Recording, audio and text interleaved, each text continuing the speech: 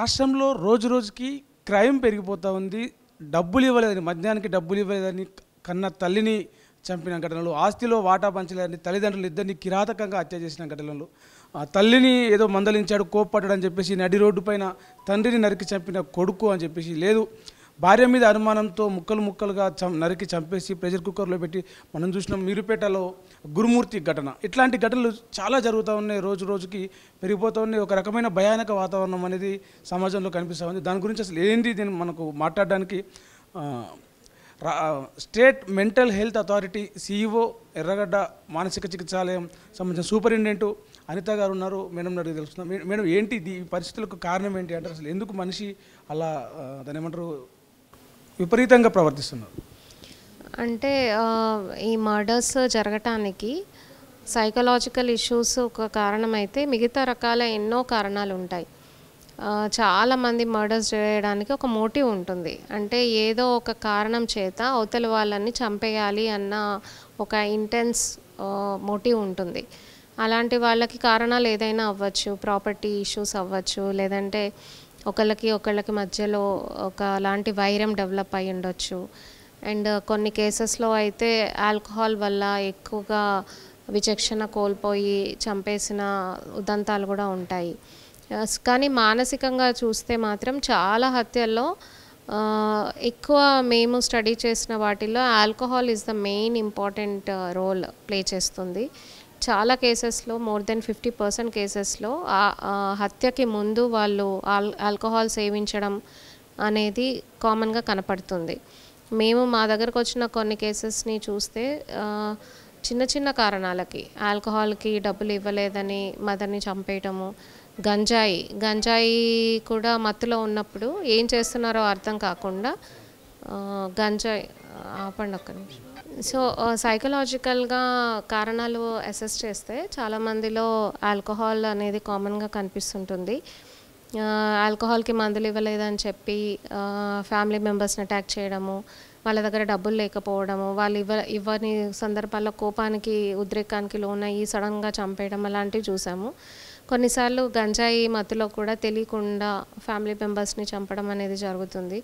కొంతమందికి ఏమవుతుందంటే, particularly males, ఎక్కువ ఆల్కహాల్ సేవించిన వాళ్ళు, అడిక్ట్ అయిన వాళ్ళలో అనుమానం అనే ఒక సైకోటిక్ కండిషన్ కూడా డెవలప్ అవుతుంది. వాళ్ళలో కామన్గా కనిపించే అనుమానం ఏంటంటే, భార్య మీద వేరే వాళ్ళతో ఏమైనా సంబంధాలు మీరుపేటలో గురుమూర్తి హత్య, వాళ్ళ భార్యను చంపేసి కుక్కర్లో ఉడకబెట్టి చేసినాడు, అది దీని కిందకే వస్తుందా?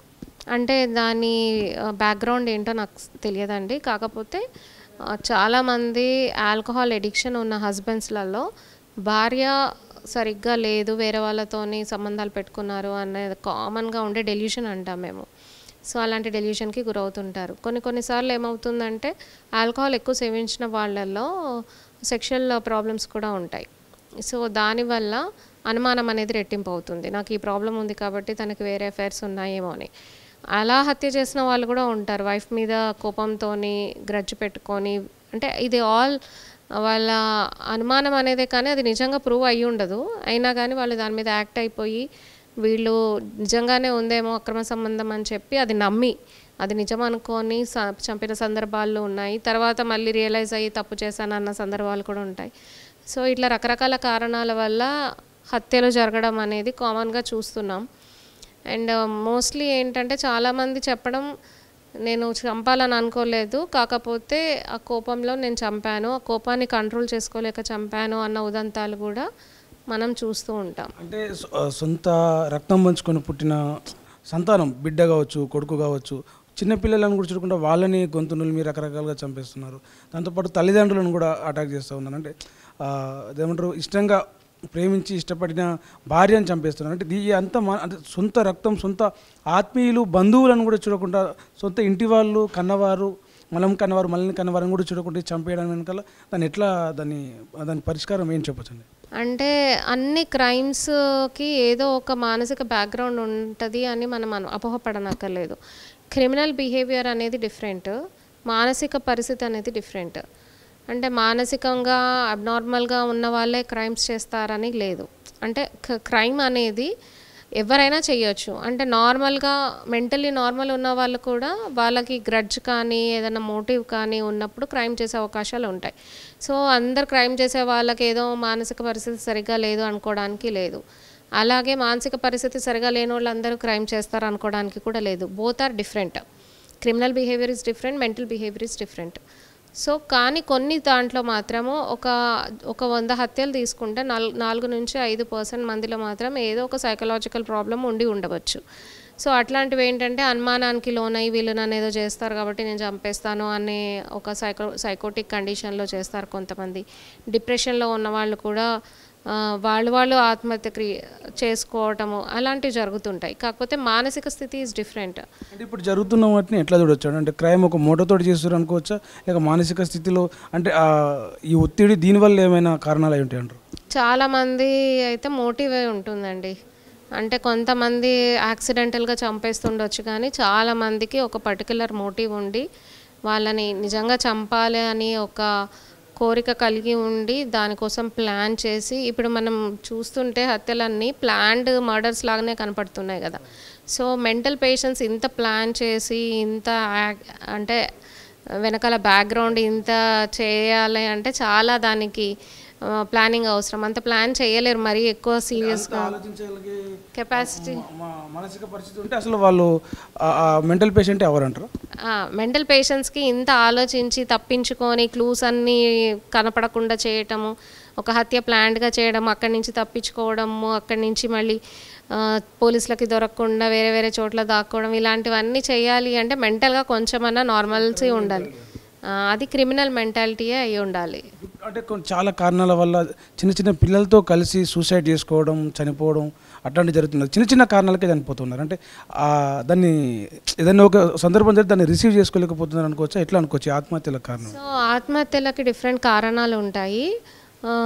ఒక ప్రతి మనిషికి స్ట్రెస్ అనేది కామన్గా ఉంటుంది. మనం ఈ మధ్యకాలంలో చూస్తే ఎల్కేజీ చదివే పిల్లల దగ్గర నుంచి పోస్ట్ గ్రాడ్యుయేట్ వరకు ఏదో ఒక రకమైన స్ట్రెస్ ఉంటుంది.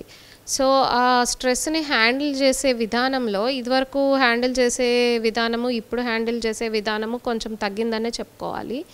ఎందుకంటే ఇప్పుడు పేరెంట్స్ అందరూ చాలా ఓవర్ ప్రొటెక్టివ్గా పిల్లల్ని పెంచడము, వాళ్ళకి ఏ ఇబ్బంది లేకుండా చూసుకోవడము, చాలా ప్యాంపర్ చేయడము, ముద్దు చేయటము, వాళ్ళకి ఏ కష్టం రాకుండా చూసుకోవడం, ఇలాంటివన్నీ జరిగినందువల్ల వాళ్ళకి ఒక ఫెయిల్యూర్ని కానీ లేదంటే ఒక స్ట్రెస్ని కానీ హ్యాండిల్ చేసే శక్తి అనేది తగ్గిపోతుంది.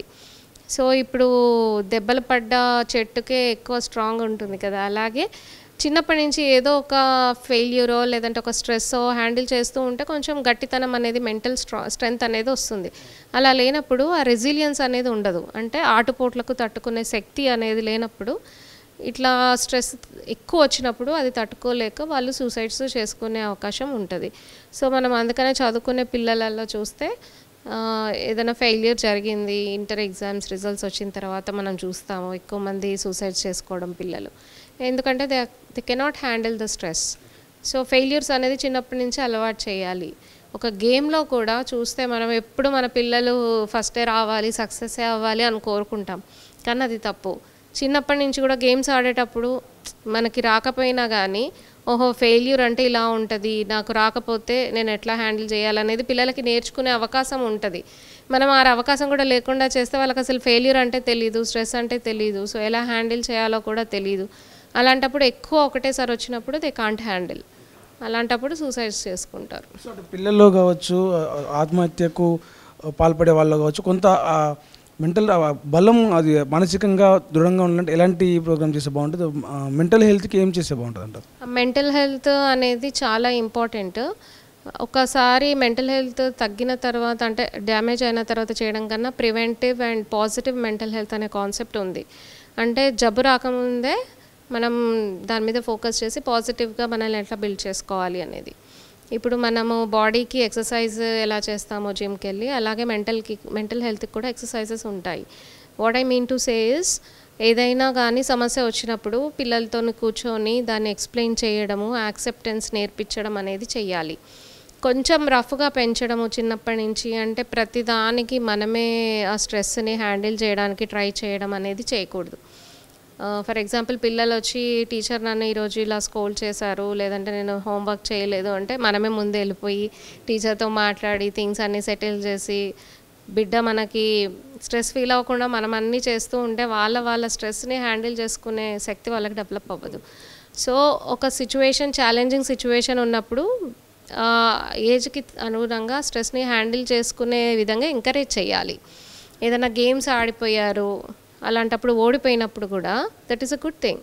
ఏంటంటే ఓడిపోయినప్పుడు ఉండే ఫీలింగ్స్ని వాళ్ళు యాక్సెప్ట్ చేసి ఓకే ఇలా ఉంటుంది ఓటమి అంటే స్ట్రెస్ ఇలా ఉంటుంది, దాన్ని హ్యాండిల్ చేయడం ఒక మెట్టు పైకి వెళ్ళడం అనేది వాళ్ళకి అలవాటు అవుతుంది. సో అలాంటి ఛాలెంజింగ్ సిచ్యువేషన్స్ అన్నిట్లో కానీ పక్కన ఉండి ఎంకరేజ్ చేయండి, కానీ వీళ్ళే పేరెంట్సే వెళ్ళి హ్యాండిల్ చేయడము ఆ ప్రాబ్లం లేకుండా సాల్వ్ చేయడం అట్లాంటివి చేయకూడదు. పెద్దవాళ్ళలో దీనికి ఎట్లా ఏం సూచనలు చేస్తారు మీరు? అంటే చిన్న పిల్లల్ని తీసుకొని ఊరి వేసుకోవడం, బావిలో దూకడం అట్లాంటివి జరుగుతూ ఉంటాయి. పెద్దవాళ్ళు అంటే మేల్స్ కూడా అంటే భార్య తిట్టిందనో అమ్మనో లేదా రకరకాల కారణాలతోటి సూసైడ్కి అటెంప్ట్ చేస్తూ ఉంటారు. వాళ్ళకి ఏం చెప్పొచ్చు? అదే పాజిటివ్ మెంటల్ హెల్త్ గురించే ఎక్కువ ఫోకస్ చేయాలి. ఫస్ట్ ఏంటంటే ఆల్కహాల్, డ్రగ్స్ ఇలాంటివన్నీ దూరం పెట్టాలి పిల్లల నుంచి. ఎందుకంటే అవన్నీ బ్యాడ్ హ్యాబిట్స్ ఉన్నప్పుడు వాళ్ళకి మిగతావి కూడా మెంటల్ హెల్త్ చాలా వీక్ అవుతుంది, అదొకటి. అండ్ టైంకి పడుకోవడము, టైంకి లేవడము, కంప్లీట్గా లైఫ్ స్టైల్ అనేది ఆర్గనైజ్డ్గా ఉండడం కూడా ఒకటి. అండ్ ప్రతిరోజు కూడా వాళ్ళతోని ఎడిక్వేట్ టైం స్పెండ్ చేసి వాళ్ళ లైఫ్లో ఏమేమి జరుగుతున్నాయి, రోజంతా వాళ్ళు ఎవరెవరితోని ఇంటరాక్ట్ అయ్యారు, వాళ్ళు ఎలా ఫీల్ అవుతున్నారు అనేది గమనించడం అవసరం. అండ్ వాళ్ళ మెంటల్ మేకప్ ఎలా ఉంది, సెన్సిటివ్ చైల్డా, షై చైల్డా, లేదంటే ఎక్కువ రియాక్ట్ అయ్యే చైల్డా, అలాంటివి మనకి చిన్నప్పటి నుంచే అర్థమవుతూ ఉంటాయి. కొంతమంది చిన్న విషయానికే చాలా టెన్షన్ పడిపోతూ ఉంటారు, కొంతమంది ఏమో అందరిలో కలవరు. సో ఇట్లాంటి డిఫరెంట్ మెంటాలిటీస్ ఉంటాయి. అవి పేరెంట్స్ ముందే ఐడెంటిఫై చేసి ఆ రెక్టిఫికేషన్ అనేది చిన్నప్పటి నుంచే జరిగితే వాళ్ళు ఈజీగా వాళ్ళు హ్యాండిల్ చేయగలుగుతారు అని నా అభిప్రాయం. ఎక్కువ మీరు ఎలాంటి కేసులు ఎక్కువగా చూస్తున్నారు, ఎలాంటి కేసులు మీరు గమనిస్తూ ఉన్నారు, దానికి ఎట్లా రిజాల్వ్ చేయడానికి ఎట్లా ఏం చర్యలు తీసుకుంటారు? అంటే ఎక్కువ కేసులు అంటే ఏ కైండ్ ఆఫ్ అంటే మెంటల్ మానసిక దానికి సంబంధించి ఇలాంటివి ఎక్కువ మీరు దానిమంటారు ఫేస్ చేస్తూ ఉన్నారు? ఎక్కువ అంటే ఈ మధ్య కాలంలో అడిక్షన్స్ అనేవి రైజ్ అయ్యాయి. గంజాయి కానీ, ఆల్కహాల్ కానీ, స్మోకింగ్ కానీ, గంజాయి స్మోకింగ్ చేయడము, ఇంకా రకరకాల సబ్స్టెన్సెస్ అనేది యువత అట్రాక్ట్ అవుతున్నారు. ఈ మధ్య కాలంలో అవి ఎక్కువయ్యాయి. ఇంకా ఎక్కువైనవి ఏంటంటే బిహేవియరల్ అడిక్షన్స్ అంటాము. మొబైల్ ఫోన్ అడిక్షన్ కానీ, ఇంటర్నెట్ అడిక్షన్ కానీ, అండ్ గేమింగ్, పర్టికులర్లీ అబ్బాయిలో గేమింగ్ అడిక్షన్ చూస్తున్నాము. అండ్ గ్యాంబ్లింగ్ కూడా చూస్తున్నాము, ఆన్లైన్ గ్యాంబ్లింగ్. సో ఇలా ఫోన్స్కి అలవాటు పడిపోయి రాత్రంతా నిద్రపోకుండా నెట్లో ఉండి ఇన్స్టాగ్రామ్ రీల్స్ చూసుకుంటూ 3 గంటలు 4 గంటల వరకు కూడా వాళ్ళు మేలుకొని ఉండి నిద్రపోవట్లేదు. దానివల్ల డెఫినెట్గా మెంటల్ హెల్త్ అనేది ఎఫెక్ట్ అవుతుంది. Unless you have proper 8 hours sleep, మెంటల్గా నువ్వు మళ్ళీ నెక్స్ట్ డేని ఎదుర్కోవడానికి, నెక్స్ట్ డే ఛాలెంజెస్ని ఎదుర్కొనడానికి మెంటల్ స్టామినా ఉండదు.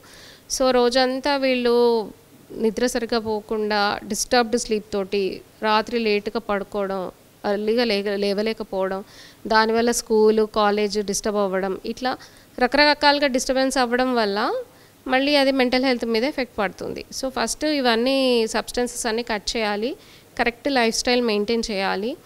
అండ్ సోషల్ ఇంటరాక్షన్స్ ప్రాపర్గా ఉంచుకోవాలి. ఫ్యామిలీ మెంబర్స్తో ఇంటరాక్ట్ అవ్వటము, పేరెంట్స్తో ఇంటరాక్ట్ అవ్వడము, వాళ్ళకున్న ఇన్సైడ్ ప్రాబ్లమ్స్ షేర్ చేసుకోవడము, మంచి ఫ్రెండ్ సర్కిల్ కలిగి ఉండడం, ఇవన్నీ పాజిటివ్ మెంటల్ హెల్త్కి ఇంపార్టెంట్. పిల్లలు కూడా బాగా మొబైల్కి అడిక్ట్ అయ్యి అసలు ఫోన్ చూపిస్తేనే అన్నం తింటారు, ఫోన్ చూపిస్తేనే చెప్పినట్టు వింటారు. వాళ్ళు కామ్గా కూర్చోవాలంటే ఒకప్పుడు పిల్లలు ఆడుకునేవాళ్ళు బయటకు వెళ్ళి గ్రౌండ్లో. ఇప్పుడు అసలు గేమ్స్ కూడా మొబైల్లోనే ఆడుతున్నారు, మొబైల్ చూసుకుంటే రీల్స్ చూసుకుంటేనే అన్నం తింటున్నారు. దానివల్ల పిల్లల మెదడు మీద వాళ్ళ ఎదుగుదల మీద ఎలాంటి ఎఫెక్ట్ పడుతుంది? అంటే మొబైల్ ఫోన్స్కి చాలా అడిక్ట్ అవ్వడానికి కారణము పేరెంట్సే. చిన్నప్పటి నుంచి కూడా వాళ్ళకి మొబైల్ ఫోన్ అంటే నేర్పించేది మనమే, తిన్నప్పుడు మొబైల్ ఫోన్కి అటాచ్ చేసేది కూడా మనమే. కాబట్టి parents should be very careful. ఏంటంటే దీనికి అడిక్ట్ అయినందువల్ల మిగతా అవుట్డోర్ యాక్టివిటీస్ అన్నీ తగ్గిపోతాయి కిడ్స్లో. ఇంకెప్పుడు ఆన్లైన్లో ఏంటంటే ఎప్పుడు కొత్త ఫీచర్స్ వస్తూ ఉంటాయి, కొంచెం అట్రాక్టివ్గా ఉంటాయి. ఎక్కువ ఎఫర్ట్ పెట్టక్కర్లేదు. ఇప్పుడు బయటికి వెళ్ళి ప్లే చేయాలంటే నలుగురిని పిలుచుకోవాలి, పిల్లలతో ఇంటరాక్ట్ అవ్వాలి, వాళ్ళతో సరిగ్గా ఇంటరాక్ట్ అవ్వాలి, ఇవన్నీ చూసుకోవాలి. అదే ఆన్లైన్ గేమ్స్కి ఇదంతా అవసరం లేదు. అండ్ చేతిలోనే ఉంటుంది, ఎప్పుడంటే అప్పుడు యూజ్ చేసుకోవచ్చు. అదే అవుట్డోర్ గేమ్ అంటే బయటికి వెళ్ళాలి, ఎఫర్ట్స్ పెట్టాలి. సో దీనివల్ల ఏంటంటే కిడ్స్ బాగా దీనికి ఇన్వాల్వ్ అయిపోతున్నారు. దానివల్ల ఇంపాక్ట్ ఏంటంటే చదువు, నెంబర్ 1 చదువు ఎఫెక్ట్ అయిపోతుంటుంది. నెక్స్ట్ ఏంటంటే స్లీపింగ్ టైం తగ్గడము, అండ్ వేరే యాక్టివిటీస్ మీద ధ్యానం లేకపోవడము, అండ్ ఫోకస్ లేకపోవడము. ఇప్పుడు దీని మీద ఫోకస్, వేరే దాని మీద రాదు ఇంట్రెస్ట్. సో చదువు మీద వెనకబడిపోతూ ఉంటారు. స్లీప్ ఎఫెక్ట్ అవుతూ ఉంటుంది. మెంటల్గా యాంగ్జైటీ, ఎప్పుడు యాంగ్జైటీలోనో డిప్రెషన్లోనో ఉంటారు. మిగతా కిడ్స్తో ఇంటరాక్షన్లో కూడా ఇంట్రెస్ట్ ఉండదు వాళ్ళకి. సో వీటి మీదనే ఎక్కువ. ఆన్లైన్ గేమ్స్ ఆడే వాళ్ళకి బయట ఇంటరాక్షన్స్ కూడా తక్కువే ఉంటాయి. సో మిగతా పిల్లలతో ఇంటరాక్ట్ అవ్వకపోవడం వల్ల లో సెల్ఫ్ ఎస్టీమ్, అంటే ఆత్మన్యూనతా భావము, నేనేం చెయ్యలేను, అవతల వాళ్ళు చాలా ముందుకు వెళ్తున్నారు, నేను వెళ్ళలేకపోతున్నా, ఇలాంటివన్నీ డెవలప్ అయ్యి మళ్ళీ డిప్రెషన్లోకి వెళ్తారు. సో ఇవే కాకుండా కొంతమంది పిల్లల్ని ఎక్స్ట్రీమ్ లెవెల్స్ కూడా చూసాను నేను. అంటే ఎక్కువ మొబైల్ ఫోన్స్ కంటిన్యూస్గా ఆడి నిద్రపోకుండా ఉండడం వల్ల సైకోసిస్ డెవలప్ అవ్వడం, అండ్ అంటే కంప్లీట్గా డిరేంజ్. సో ఈవెన్ అడల్ట్స్ కూడా జరుగుతుంది, ఈ మధ్యకాలంలో చూస్తున్నాము.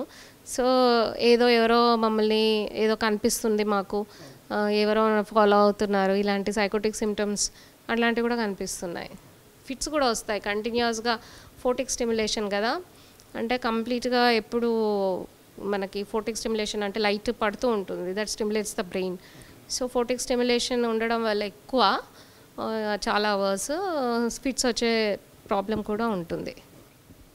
అంటే చాలా రకాల సమస్యలకి మానసిక సమస్యలు, మనిషి మీద ఒత్తిడి చేయడం వల్ల ఇలాంటి ఘటనలు అన్నీ జరుగుతూ ఉన్నాయి. పిల్లలతో మొదలు పెడితే పెద్దలు చాలా అందరికీ కూడా ఈ మానసికంగా కొంత ఆరోగ్యంగా ఉండాల్సిన అవసరం ఉంది.